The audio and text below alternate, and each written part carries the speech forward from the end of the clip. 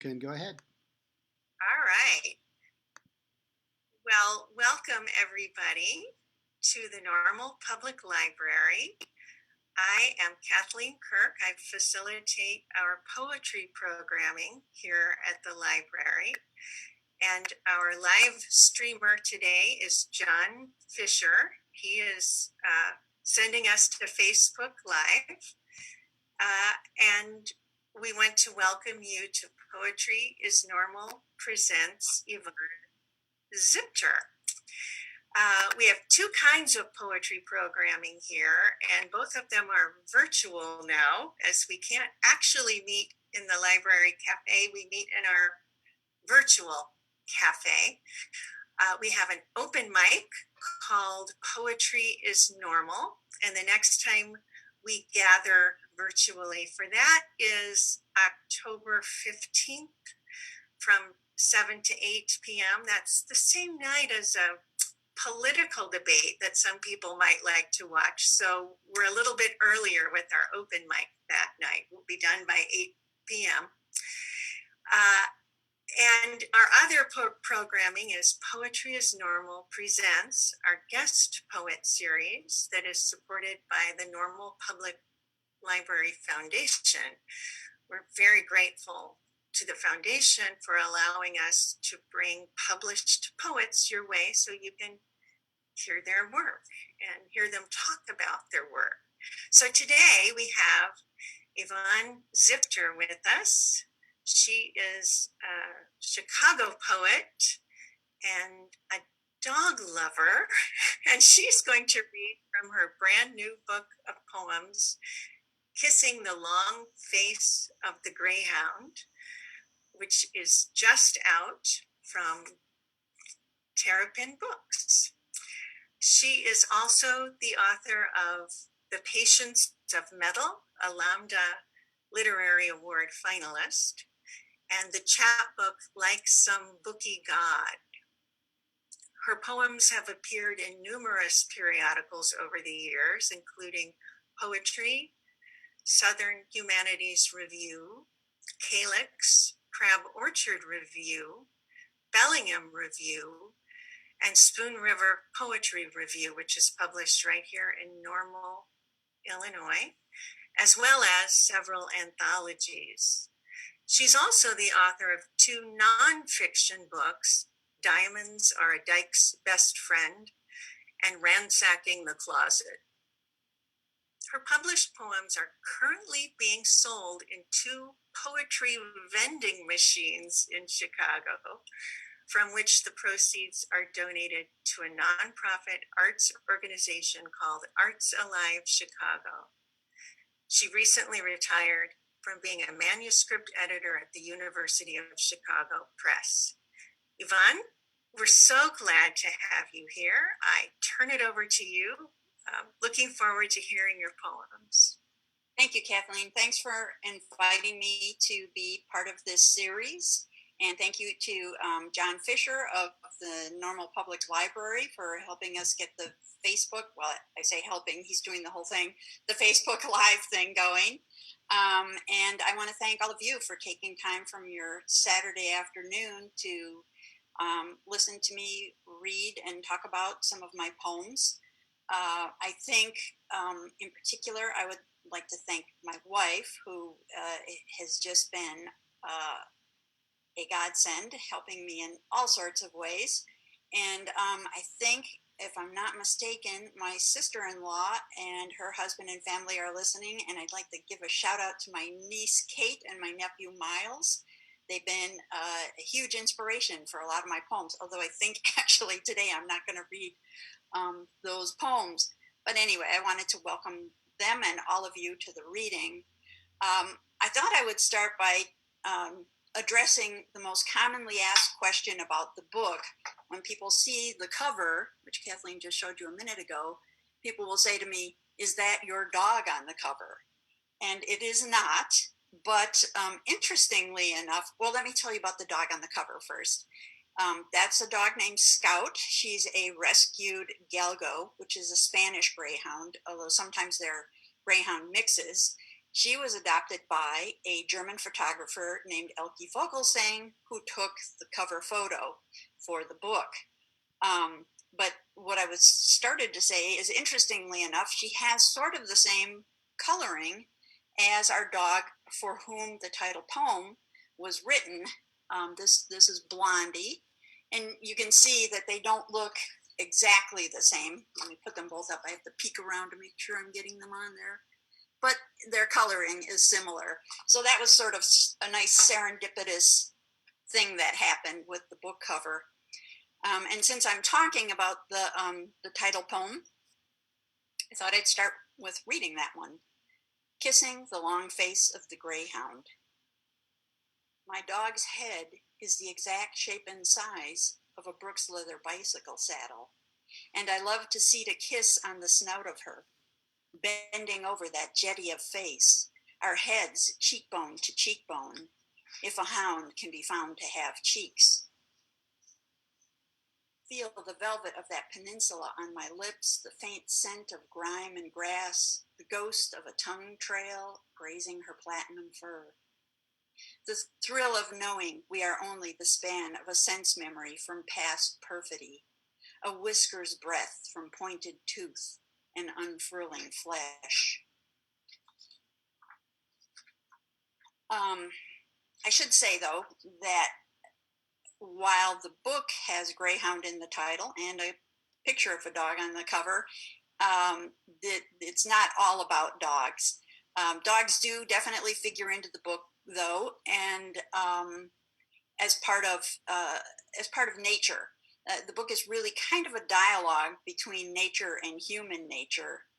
And as climate change has brought into sharp relief, humans and nature are very much interdependent.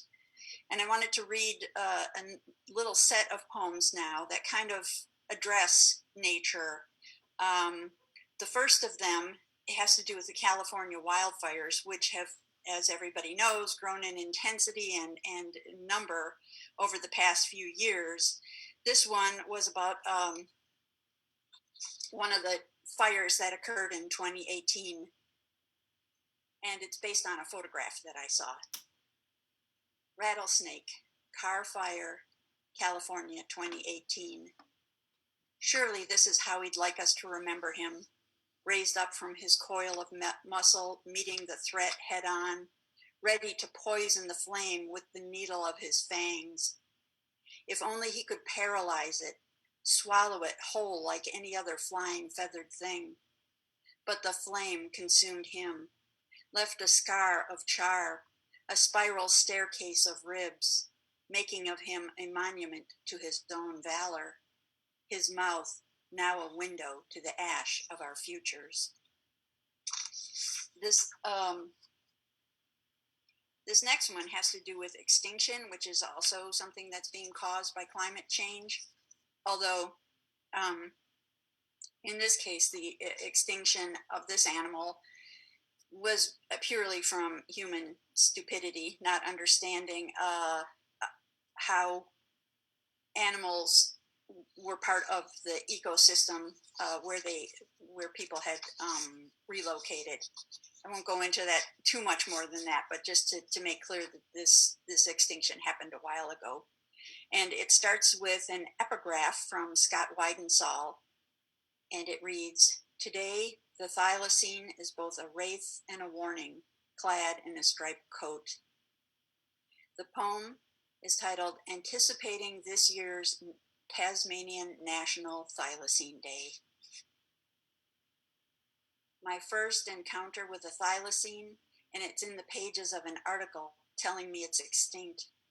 I do not take the news well, and melancholy enfolds me, though I bravely coped with the passing of the passenger pigeon and the imminent departure of the sheep-nosed mussel and its kin.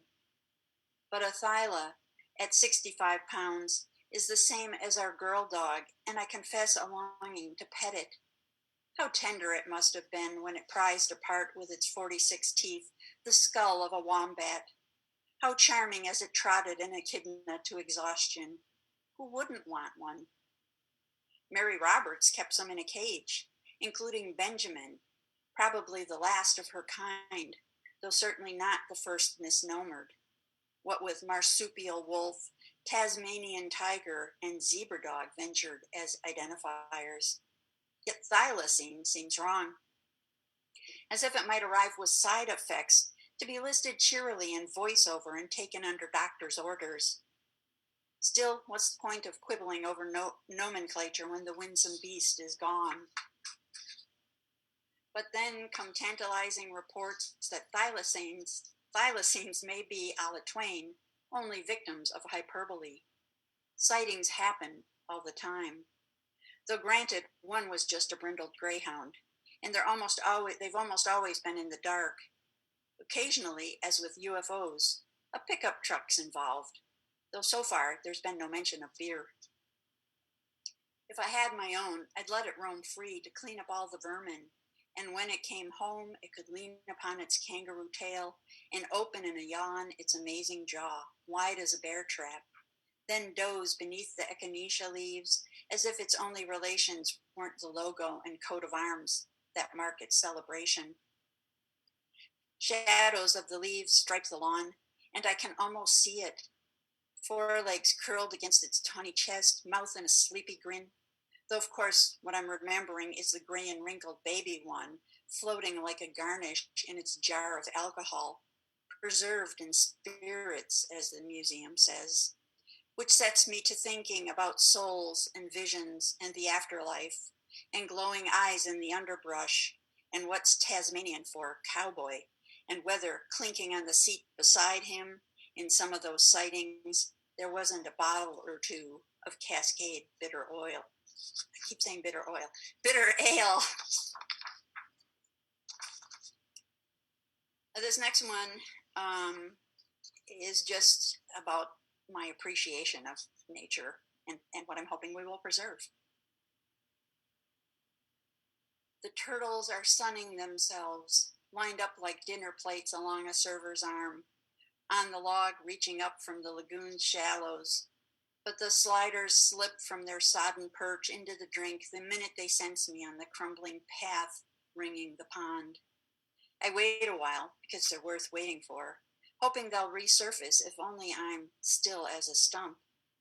But they come by their wariness naturally and watch me from a distance, their necks extended like periscopes above the water's murk. I think what I admire is their naked admission that our bodies are too soft for the dangers of this world. I stand there a while longer, ringed in shadow by the noon sun, watching the blurred boats of their bodies move languidly beneath the surface like dark thoughts.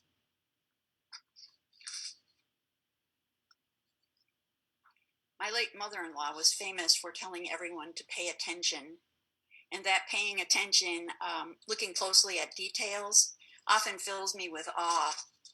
And that sense of awe and wonder, I think, is the thread that ties almost all of my poems together, regardless of what their topic is. And I wanted to read a series of a number of poems that kind of demonstrate that sense of awe. I'm going to start off with a little grouping of poems about people, and then one about things, and then a third one that I'll explain when we get to it. The first of the poems about people is called Elmer Almighty. My grandfather was a god to me, bronzed from secret Ashkenazi blood and tattooed with the scars of a working man's life. Mechanical things perceived his supremacy and did as he bid. Midas-like, he could transform trash into treasure, turn goodwill garbage into a golden dresser graced with brass lion heads the size of quarters, biting the rings of the drawer pulls. With his own hands, he built a house for his wife, the pine door frames bleeding the resinous sap of their marriage for years on end. He rose from the hard-packed earth of immigrant Milwaukee, an elm sapling growing as beautiful as he was sturdy. I see him in the attic he shared with his brothers, breaking the glassy skin of ice atop a chipped china bowl mornings to splash glacial water on his callow cheeks. It was so cold, he would say with every telling, You could see the frost of the head on the heads of the nails, which glinted, I imagine, like constellations of frozen stars he could touch. So close he was, always to heaven. This next one has to do with a museum visit I had when I was lucky enough to be in St. Petersburg. As you probably know, St. Petersburg became Leningrad for a while, and now it's St. Petersburg again. But during the time it was Leningrad, part of that time was during the Second World War, and the city was under siege for 900 days by the German army. St. Petersburg is kind of unique in that it's almost an island surrounded by canals, and so it was very easy for the Germans to kind of trap them there. This starts with an epigraph from a German soldier who was quoted by Lyubov Tsarskaya. Oh, my Russian is terrible. From a piece that she wrote called "The Leningrad Siege." When I heard Shostakovich's Seventh Symphony being broadcast from famine-stricken Leningrad, I realized that we would never be able to take it. Realizing that, I surrendered. And I should also mention that, if I didn't already, that there's a museum dedicated to the siege, and this is about that museum. At the Siege of Leningrad Museum with Valeria. Valeria translates from smudged pages behind glass. Grandma died on 25th January, 3 p.m., 1942. Savashevs died, all died. Only Tanya is left. A young girl's face looks out at us, but then the cavernous room swallows the past. We turn a corner. Here, the man who started the museum. From a plastic bag, Valeria pulls a photo taken by her brother, matching the one under glass. A whisper of air on my neck. The past draws closer. The case of Lugers, tin boxes, medals, she passes without a glance, and we move to the exhibit Leningrad Apartment, circa 1942. I'm not supposed to do this. She switches off the light. Phosphorescent pins glow. Once, Russians flickered for 900 days, part-sick fireflies, bumping their way through blackout streets, the canals and their fears lapping in the quiet. Winters, always hardened by ice. Then, light, weak as broth from a boiled leather belt, colors the scarred table, the metal bucket, the window's black countenance, the heartbreaking dolly alone on the narrow bed, the battered valise and its suggestion of passage. There, Valeria points. I gave them that. Mother's suitcase. Later, there is Mother's handbag, and everywhere, pictures of the starving.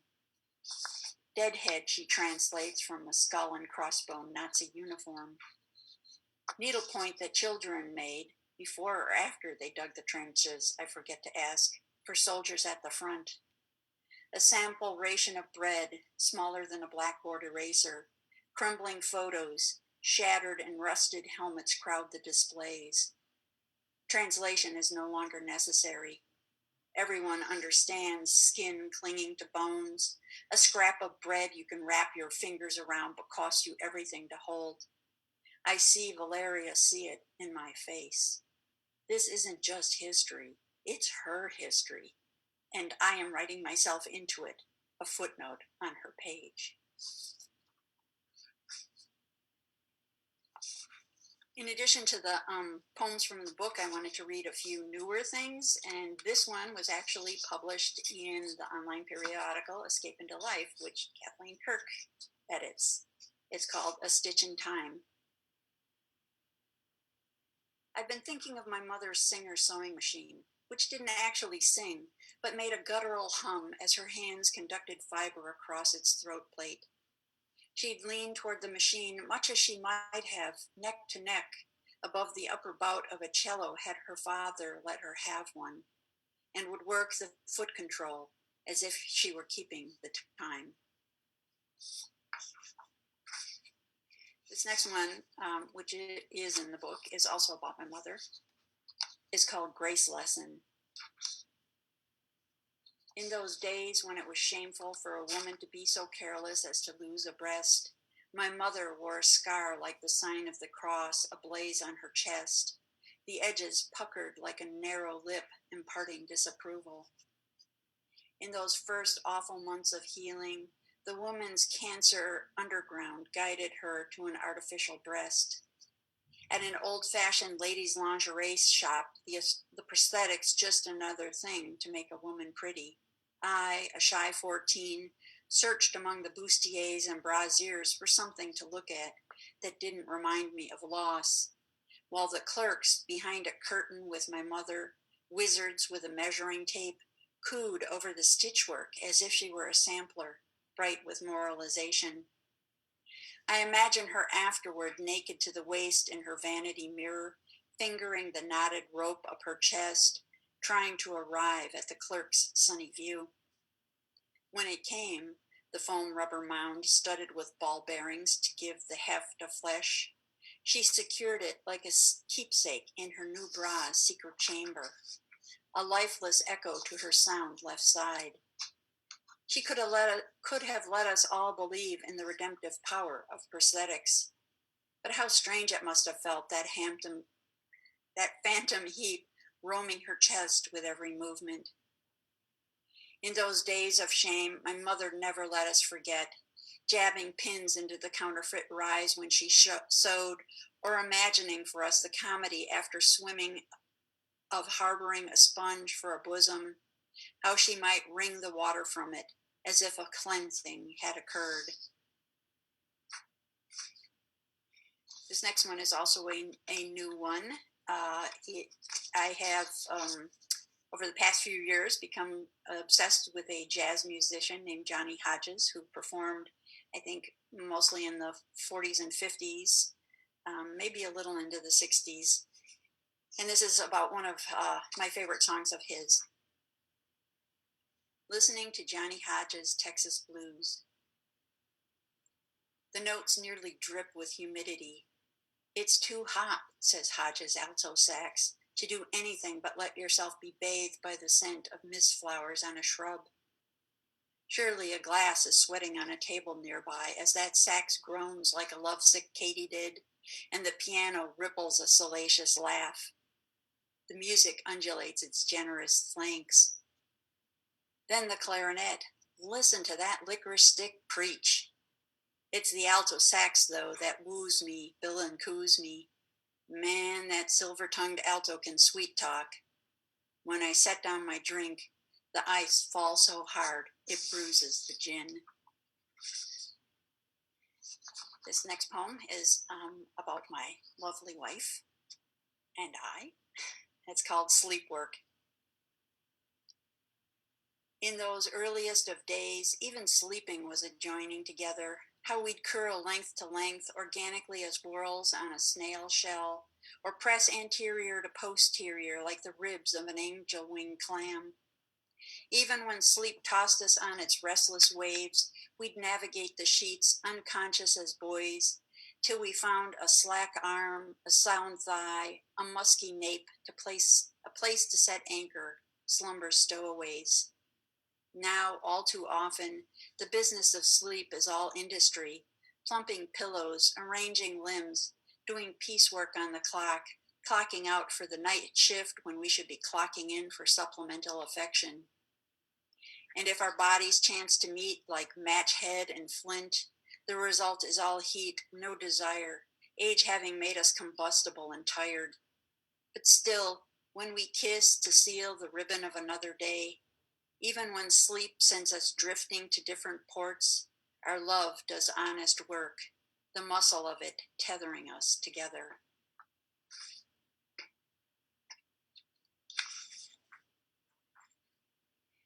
This next set of poems is about things, different things that have inspired me in some way.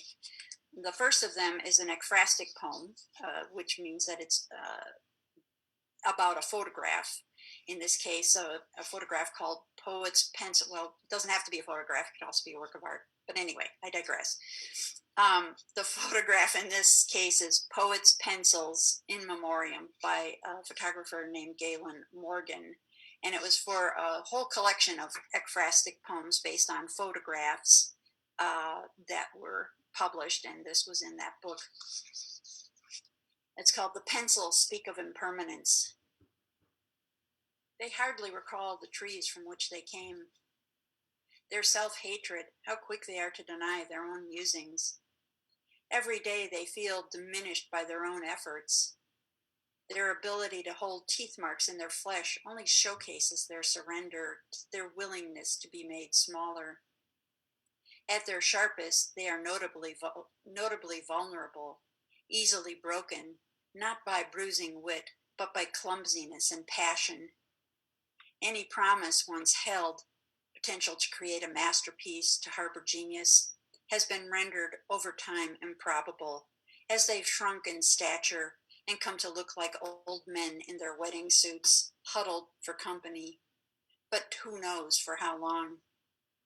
Outside, they're cozy. They hear the familiar scrape of something being written. It sounds like a lame foot in a boot dragged across pavement. This next one is not in the book. It's also a newer one. It was published, but I'm drawing a blank on the name of the periodical right now. I should have written it down. It's called My Stepfather's Desk. It wasn't the sort of desk where verse was composed, or even letters, with its impoverished view of the neighbor's bland garage and the derelict lilac bush. In the doleful presence of that pedestal desk, only matters of money mattered. Debts were begrudgingly settled, and my mother's weekly allowance meted out. Edwardian as my stepfather was Victorian, its brassy drawer pulls were arrogantly ornate. And though it hunched like a mirthless hobgoblin beside the westward-facing windows, I don't remember that the dipping sun ever painted light across its dark face.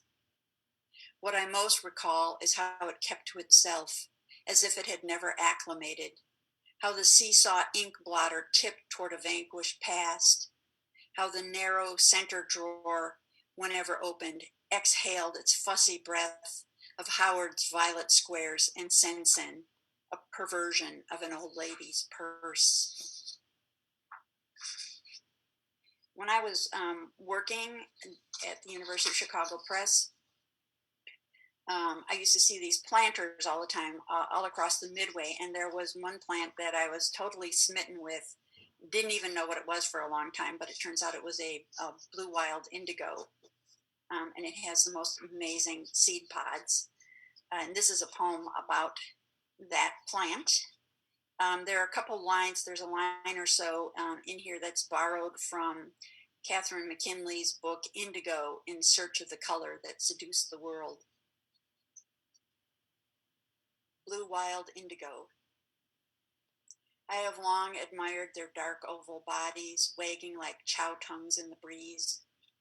Yet for all the pod's deep bruise of color, it's the plant's modest green elliptical leaves, with their secret concentration of indican, tryptophan's less sleepy cousin, that yield the dye prized once by shamans, slavers, rag traders, and kings, the powder that was more powerful than the gun, that was worth, in a length of cloth, a human body. It's the pod's interior, though, that's the real marvel to me. Seeds lined up like piglets at suckle, like rowers in a scull, like socks in a gentleman's drawer, like footlights glowing golden against the pod's black backdrop, ready to illuminate the next stage of their cycle, heroes of their own story. The two halves of a pod rest side by side on my desk like pages of an open book about some captives making their escape into rough-hewn boats. The last poem in this little series of things is actually about my real love of the fruit, the apricot.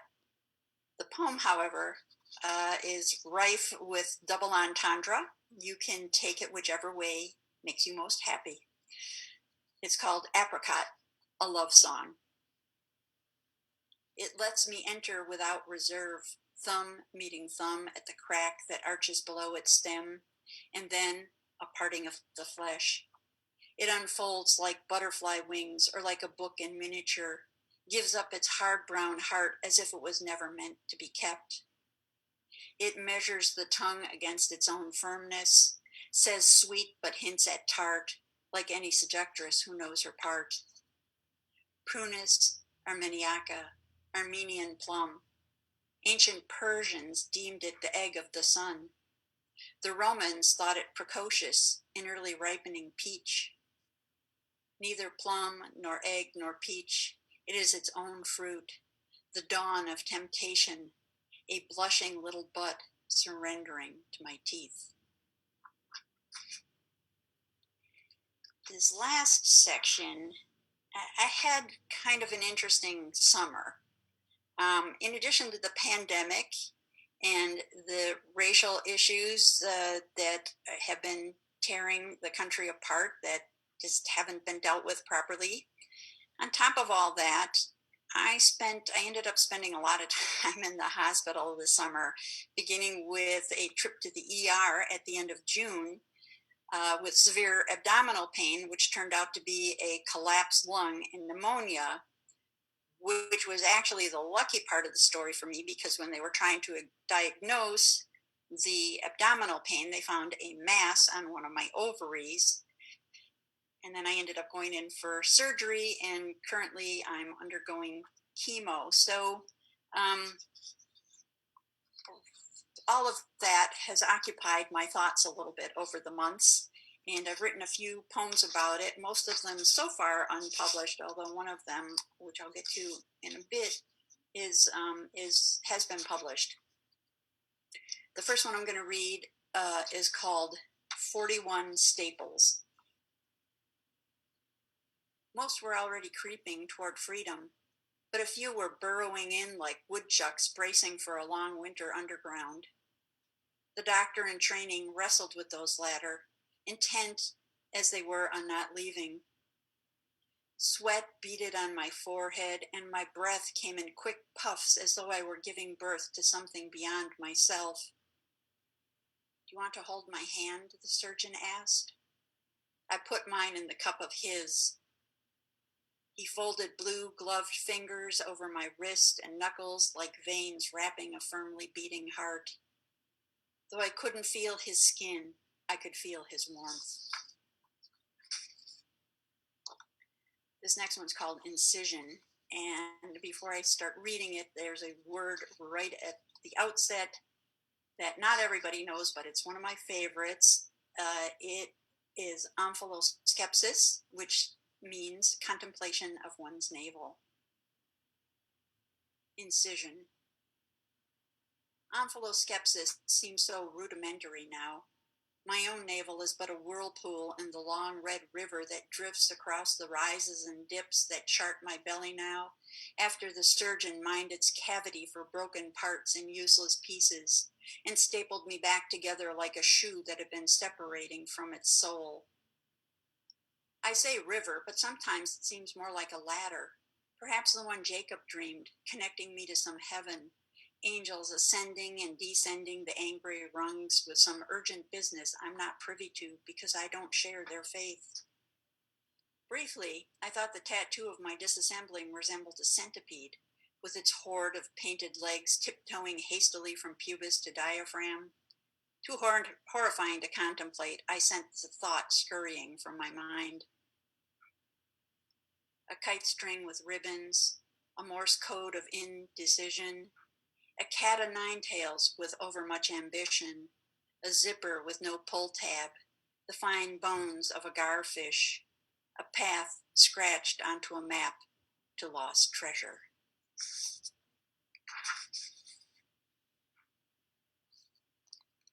This one's called Egghead. Slang, usually disparaging, and intellectual. But when my grandfather said it, the pride and love were so evident in his weathered working man's face, the words themselves might as well have been tattooed on his cheeks and at the corners of his eyes. Now, with chemo looming, I imagine my cranium smooth as hen fruit from a Rhode Island red, more tan than pale, lending me a certain fragility and, yes, making me the embodiment of his teasing nickname. And having envisioned it thus, I find myself hoping he'd have no regrets about his brand of delight. My grandmother used to get so mad when he would call me egghead. She'd be like, Elmer, stop calling her that. But I never minded. It was so clear that he said it with so much pride at who I was becoming. This next, the last of these series of poems is the one that has been published. It was published online in the periodical Autumn Sky Poetry Daily. It's called Salt.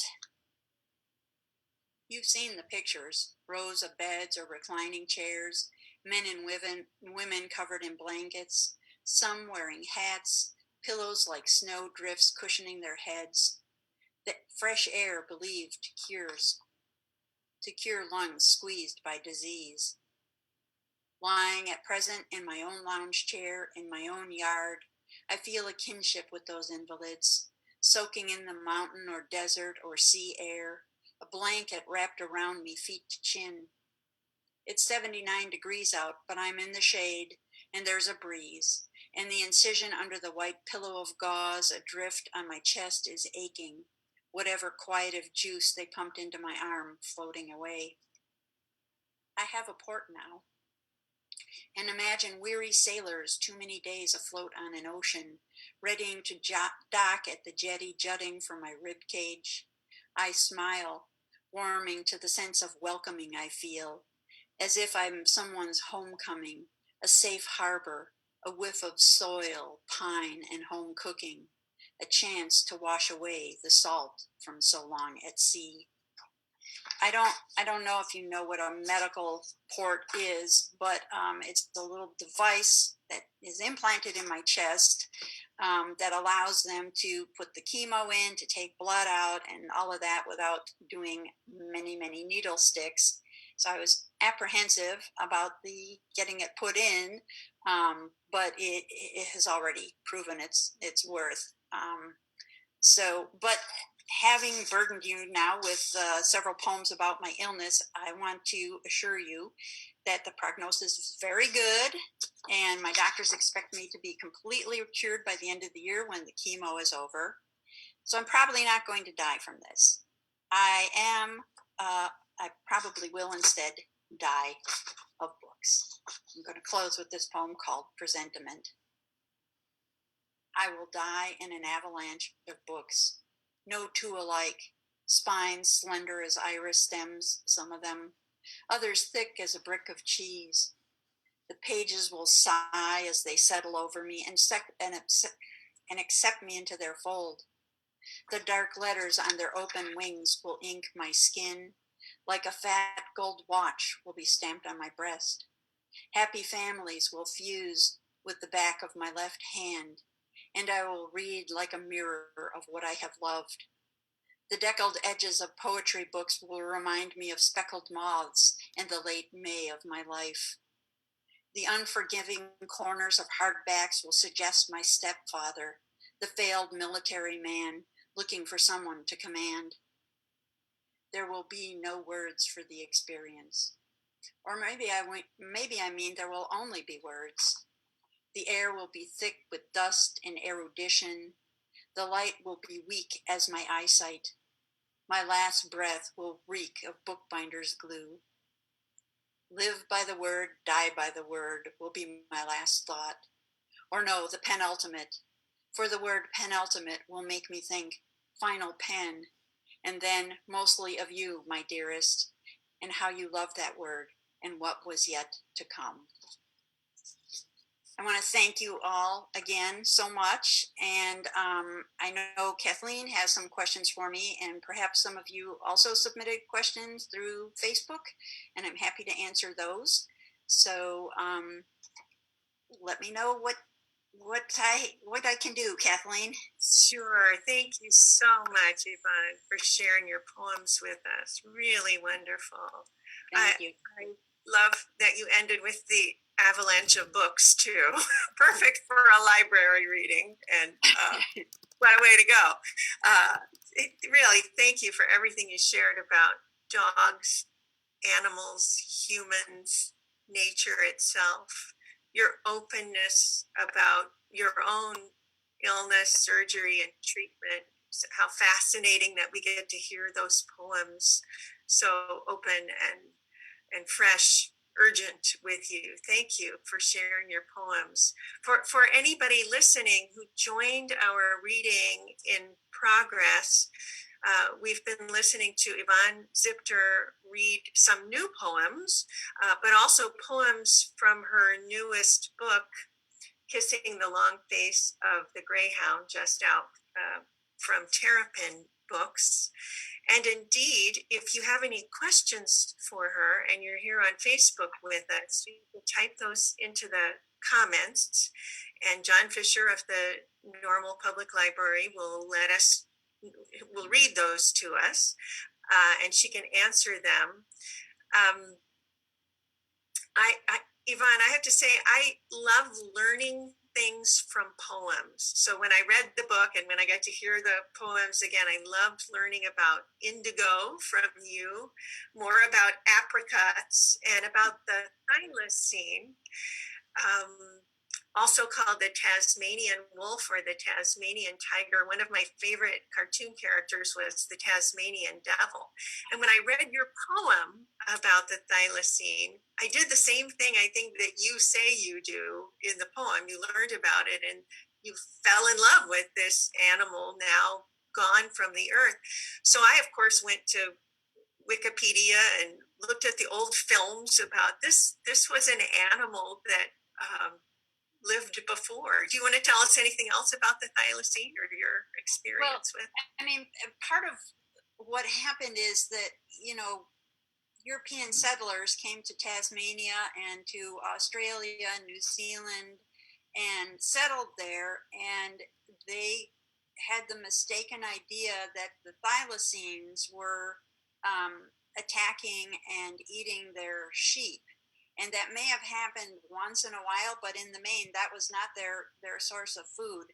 But they actually put bounties out on the heads of thylacines, and people got paid for killing them. And so they basically just killed them all off. But they're just such weird and interesting animals. They literally have tails like kangaroos. They're really thick at the base, and they can lean back on them. They're marsupial, so they carried their babies in a pouch like kangaroos, but they look like tigers or dogs or something. And they had these powerful jaws, like it says in the poem, wide as a bear trap. So they were pretty fierce creatures, but I found them fascinating. And there was actually a movie made, a Hollywood movie. I can't remember who the star is, but there's a rumor that there's still a thylacine alive. And there's rumors like this all the time. There are always people saying, I saw one, and then they go out and look for it and can't find any evidence. But there was a movie made about a guy searching for it. So I thought that was interesting that even Hollywood was fascinated by this animal. Yeah. And it just makes so sad that they're gone now, and I'll never see one. When we introduced you, Yvonne, we talked about how you have poetry in vending machines in Chicago. Can you tell us more about your bubblegum poetry machine project? Sure. It started because of the organization in my neighborhood, Arts Alive, which had begun initially painting murals on trying to beautify the 45th Ward, and now they've expanded. They have murals all over the city, and they had a program to get art from local people. And I thought, well, I don't know how they would do this, but couldn't we somehow incorporate the written word into this? And so I had remembered that years ago at the Chicago Cultural Center, there was a vending machine that dispensed 3 by 5 uh, works of art. And I had never gotten one, but I was always fascinated by it. And that caused me to think about putting poems into capsules into those little toy vending machines. And it started out just in little neighborhood schools with the kids writing their own poems and the money that they collected then going to the schools. And then uh, they stopped that program, and I asked if I could go ahead and put my own poems in and use it to raise money for Arts Alive. And so I had their machine first, and it was in a little one of my favorite local retail shops here called Rep Shy that does T-shirts and jewelry and all kinds of really cool stuff. But the traffic in there was not the kind that generated a lot of interest in it. And so we ended up moving the machine to Josie's Frozen Yogurt Cafe. I was stunned by how popular the machine was there. And then in 2014, I'm probably going into more detail than is necessary, but in 2014, my wife and I got married, and our neighborhood friends bought us a poetry, or wasn't a poetry, they bought us a toy vending machine for our wedding present. And so that's when it really took off. That's when I actually put it into Josie's Frozen Yogurt Cafe. And then when Josie's closed, I needed a new location. And so now it's in a local eatery called Eris Cider House and Brewing and Cider House. And it's also, and this probably makes the most sense, at Women and Children First Bookstore. But it seems to be equally popular in both places, which continues to astound me. But I've long believed that if you make poetry accessible for people and fun, that they'll be excited about it, and that seems to be the case. That's terrific. That's really wonderful. What is it? Is it a coin that you put in? How much is a poem? 50 cents. 50 cents. Yeah, 2 quarters, and then you get a poem. I was joking. I was thinking, like when it's a short poem, do people feel like they got ripped off? But then if it's a long poem, do they feel like, oh, it's a long poem? So I don't know how people feel, but the poems are all varied lengths. Yeah, that's terrific. You mentioned Women and Children First Bookstore. That's where your next reading is? Am I right? It is, yes. Thanks for bringing that up. I meant to mention that. That will be next week, Friday, and that's the official launch of the book. Much as I'd hoped to read at the Normal Public Library, I had hoped to have a big party for the book, and that's not going to happen. But what's nice about these virtual readings is that people from all over can come to them. So it's kind of not a bad deal. Yeah, that's terrific. That was another of my questions, and you answered it in a way as you read your poems to us, shared some things. But how has the current situation affected your poetry writing, your book launch, your general inspiration? But you showed us that difficult things like your current surgery and treatment has brought new poems from you. How about the COVID situation? Yeah, I mean, I did on a poetry Facebook group I am on. A lot of people said, "Oh, I haven't been able to write. I haven't been able to write," but I continued to write pretty much throughout the whole thing. I mean, some of them were silly poems and not great. Others were, I think, reasonably decent poems. I try, I think, often with my poems to find something beautiful or good, even in the least pleasant situations. So there are definitely good or interesting or funny things that I found about the pandemic. And kind of the same, I guess, with my illness. I feel a little bit like I've been writing a lot of poems about it. Like I'm on my way to a chapbook with this, and at first I'm like, who wants a whole chapbook of poems about illness and cancer? But I think most of the poems have a a sweetness and a sense of humor about them.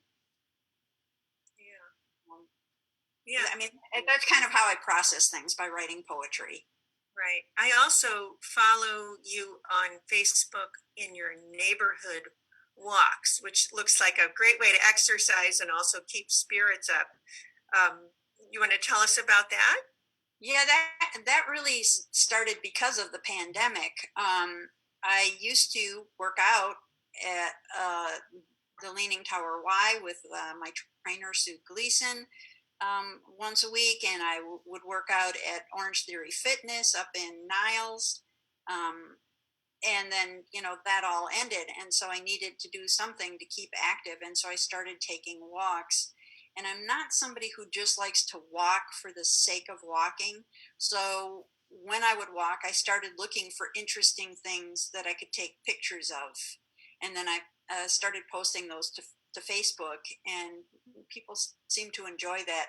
It's a little, I think, they work a little, the photographs work a little bit the way my poems do, in that I sometimes notice things that other people maybe don't notice, and it gives them a fresh way of looking at things and for appreciating things. Because I had a number of people comment, I have started looking at things differently when I walk, and so that's very gratifying for me.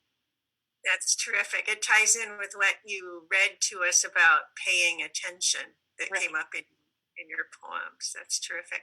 I want to check in with John Fisher, if John is there, to let us know if we have any questions from Facebook. Hi, Kathleen. Hi, Yvonne.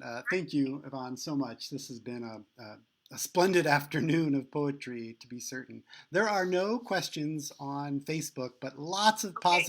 lots of positive comments. Someone posted a video, which is a WTTW. Uh, it looks like a review or an informational video about the Gumball Machine poetry.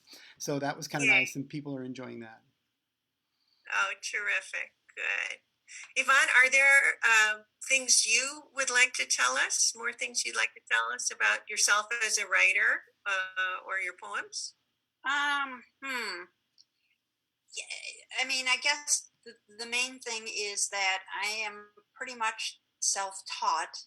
I had one creative writing class in college that inspired me. That I had a good teacher there, and I learned a lot from him. And what really drew me in was poetry by Sylvia Plath.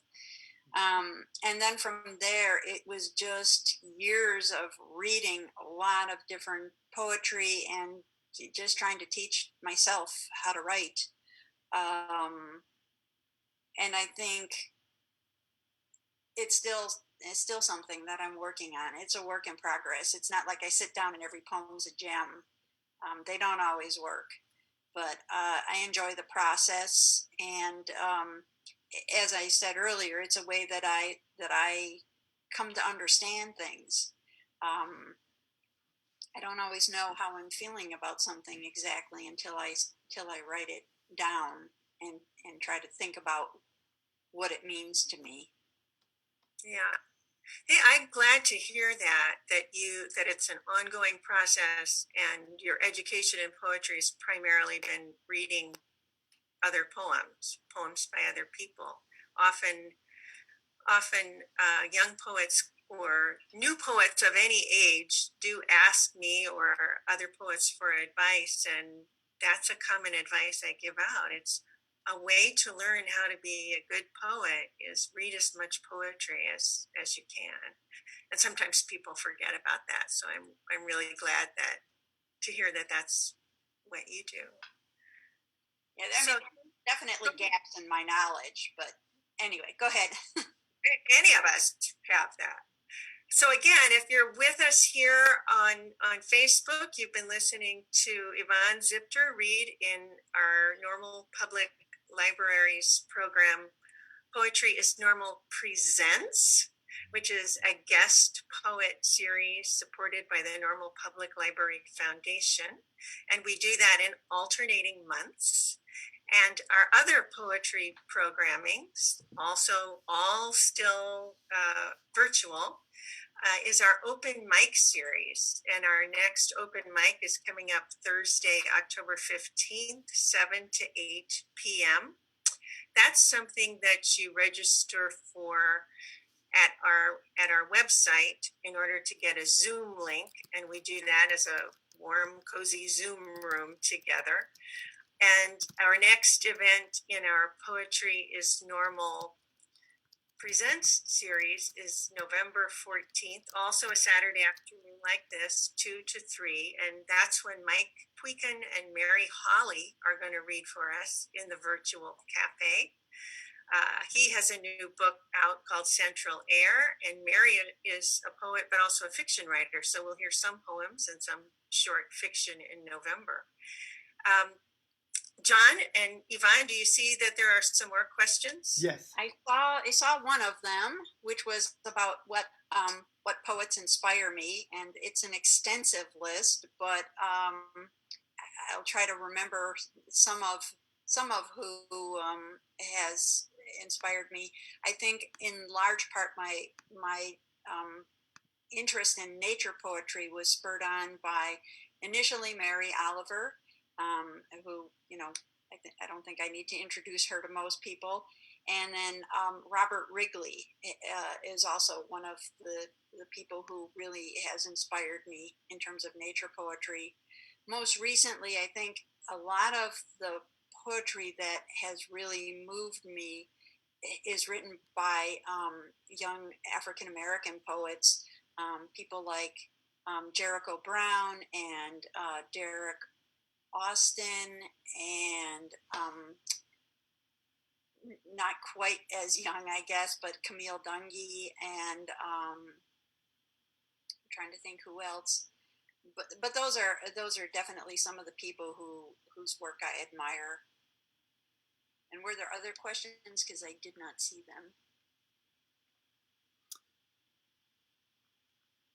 John? I haven't. I think that was it. Yeah, I think that was it. Yeah. All right. Okay.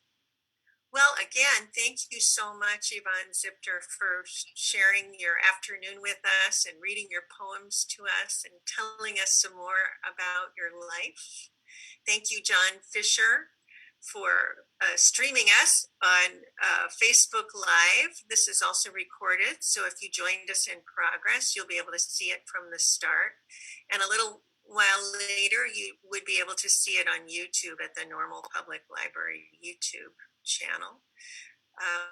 Thanks to the Normal Public Library Foundation for supporting this series. I'm Kathleen Kirk. If I didn't introduce myself, I'm the facilitator of the poetry programming at the library, and we're so grateful that we can still do it in this virtual way, since we can't do it in our cafe the way we normally would have. But this is warm and charming, and as you were saying, Yvonne, it does get out to a lot of people who might not have been able to see it otherwise. So we're very grateful for that. Thank you all for coming. We can say bye-bye for now. Bye.